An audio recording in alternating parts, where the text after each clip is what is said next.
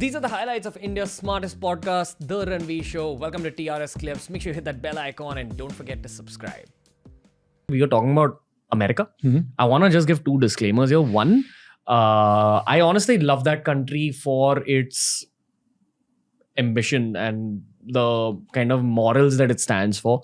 I've learned a lot for my own professional life directly from the USA. Directly inspired from those entrepreneurs, directly inspired from how that country runs, directly inspired from how it's a country built by immigrants. There's too much to learn from that country, but no one's completely whitewashed. That's why we have to highlight some of the gray, some of the darker stuff, which is why I have to ask you about the actual atrocities which are not reported by mainstream media, including Indian news channels. What is not reported about what America is doing all over the world? And I'll tell you why. India does not have a culture of free speech. Yes, we don't. That's true. Yeah. We're not allowed to say Certain things. Yes. Yes. Therefore, that means in public forums, you can't really express yourself completely. Yes. Contrary to America, where there is a culture of expressing yourself. There used to be one. Oh, okay. There used to be one. I believe that the history they're taught in high schools is part history and part modern day civics, in terms of they teach them about what's happening with the political situation now. The good thing about USA is that from age 16, they're at least taught to think about current affairs, as far as I understand. Or maybe the morphed version of current affairs that their news serves them. But technically we're neutral, sir, because India is not on either side. We're not. And I know that Americans watch episodes with you. We've had, I think, American Marine, I believe she reviews our episode. You should check those out. Hi, if you're watching. What's the neutral perspective on what America is doing all over the world in terms of the geopolitics that you have learned? And I know that you don't even get your geopolitics from, say, a BBC or CNN. You get it from like a wider perspective. Yeah. So what's the neutral opinion on what America has been doing behind the scenes? In terms of, America is responsible for a lot of atrocities all over the world. Let's highlight that.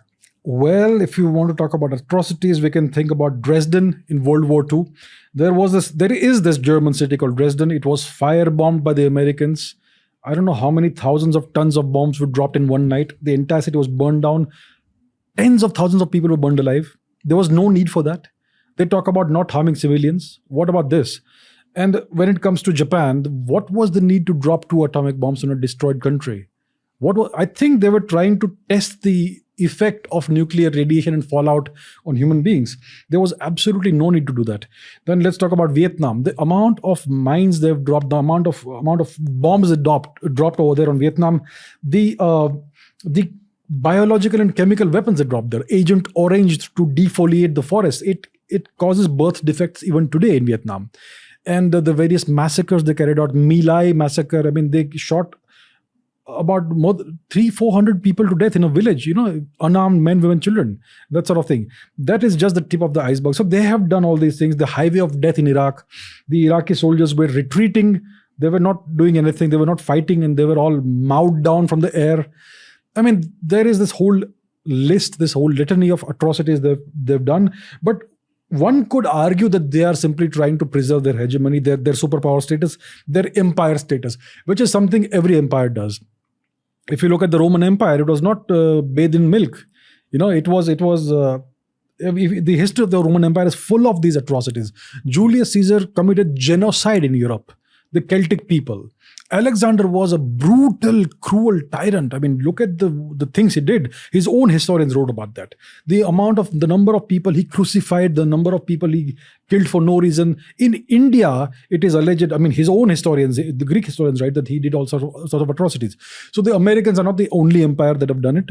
But yes, they have been doing this. They have been engineering coups. They don't really believe in democracy. They have been engineering undemocratic coups everywhere. And they occupy many countries even today.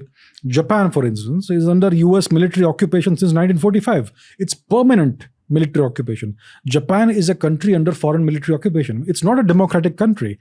The Constitution of Japan was written by the Americans. It has not been amended once since 1945. The South Koreans, their country is under US occupation since the 1950s, permanent US occupation, dozens of US military bases over there.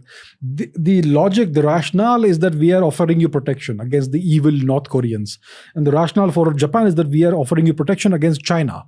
But there are dozens and dozens of US military bases, which I'm sure the Japanese don't want. They have been protesting against that in Okinawa and other places. Shinzo Abe, for instance, he was one Japanese prime minister who wanted an independent foreign policy. He was talking about revising the constitution. Suddenly he resigns. He says, my health is not good, and so on and so forth. So that's what they've been doing. I also want to highlight one thing. Now, this is where you actually get to know the power of America. Yes. It's a powerful entity, Yes. USA. And wherever power resides, money gets attracted to those places. South Korea, extremely rich. Japan, extremely rich. Germany, extremely rich. I don't know if I'd say the same word, Italy. But at least these three grown so much economically. Could this be a reason? Well, Japan is an interesting case. In the 1980s, Japan was one of the powerful economies. It was the number 2 economy in the world in the 1980s. It was projected to eventually surpass the United States. I mean, the Japanese business policies and models were copied and studied all across the world. They were a real business and economic superpower. They were a vibrant economy and a very confident nation. It's a very interesting case study. They combined samurai mentalities with business to make more efficient systems and to make teams work better. It's called, I think, Japanese economic boom. Post-World War, Japanese economic boom. Very interesting case. Very interesting. And then suddenly something happened. All of a sudden, it's like somebody switched off a faucet, a tap, and the economy went into a recession overnight, which it has still not recovered from. Today, Japan is a decaying country. It's a beautiful country with a beautiful culture, one of the most technologically advanced society in the world, and still very traditional. But it's an aging population. The fertility rate has dropped below replacement levels. There is this phenomenon of hikikimori or something it's called, where youngsters, they stay forever in their parents' basement. They don't go out. They don't interact with the world. And there's a lot of suicides over there. Elderly people dying alone. This society is crumbling and decaying. What happened overnight? They were surging ahead, and all of a sudden something went wrong. I wonder what went wrong. Something behind the scenes happened, and the whole economy was ruined. That's what happened. I mean, who's really running Japan? It's the US. It's the US that is really ruling Japan or running Japan. Recently, some Japanese politician actually said that, and then it was censored. That nothing happens in Japan without US approval. If any important policy decision is made, there are US generals who are sitting there overseeing that. And that's how it is. And similarly for South Korea. South Korea, again, it is a prosperous country, one of the highest GDP per capita numbers in the world. And you can see, though, that their society is being re-engineered. I have nothing against any specific religion, but you have a certain Western religion that is taking over the country. So there are a lot of people who are atheists and a lot of people who are increasingly becoming Christians. And that is something the Americans have been engineering since the 1950s. They sent, I don't know, hundreds, maybe thousands of missionaries to South Korea. Similarly with Japan. I didn't know this. Yeah, you should know. I mean, that's the hidden reality of the world. If you look below the surface, you find all of this coming out. What's happening in Saudi Arabia? Saudi Arabia is peaceful. Okay, it's very well controlled, very rigidly controlled and all. Nowadays, there is liberalization happening because the Americans want that. So nowadays, women don't have to wear whatever they used to wear earlier. They can drive, they can leave their hair open and all. So there is some change happening in Saudi Arabia, most likely at the behest of the US. But Yemen is being disastrously plundered right now. It's being bombed every day. So there is this famine-like situation, starvation happening there. There are no supplies, no medicines, daily bombardment from Saudi Arabia. So that's what's happening. It's a humanitarian crisis, but nobody cares because nobody reports what's happening there. I think to understand the Russia-Ukraine situation much better, you have to understand who the enemies of the US are. And people's focus is on Russia and Ukraine, but there is sort of this world war happening already.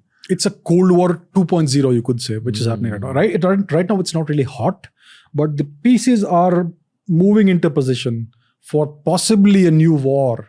And if a new war happens, a real war involving the US, it would most likely happen in the Indo-Pacific region. You know, when some motherfucker in a bar tells me this, I don't get scared. When you tell me this, I get a little scared. No, it is scary. It is scary. Because if a war happens in the Indo-Pacific, it's the Indo-Pacific. India will be involved in that. Whether we like it or not, we will be pulled into that. In a hot war. In a hot war.